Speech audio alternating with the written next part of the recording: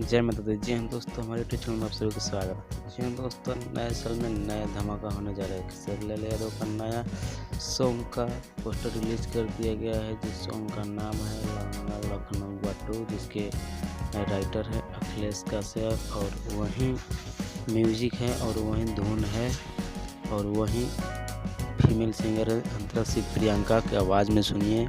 और नया साल का नया धमाका। तो जी हाँ दोस्तों, ये पोस्टर रिलीज़ कर दिया गया है, आदिशक्ति फिल्म्स से रिलीज़ किया जाएगा बहुत जल्द ही। और अहिरान वाला गाना बहुत इसके बाद मिलेगा और नया साल में ये गाना पहला रिलीजिंग होगा खेसारी लाल यादव का।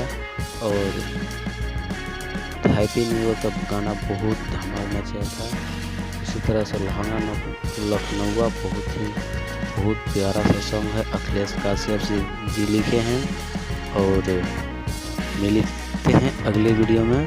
और अहिरान वाला गाना इसके बाद मिलेगा आपका उसी चैनल पर, आदिशक्ति ऑफिशियल चैनल पर मिलेगा उसका भी गाना अहिरान वाला। और ये लहंगा लखनऊ 2 भी वहीं पर मिलेगा। तो जी हाँ दोस्तों, मिलते हैं अगले वीडियो में। तब तक के लिए जय माता दी।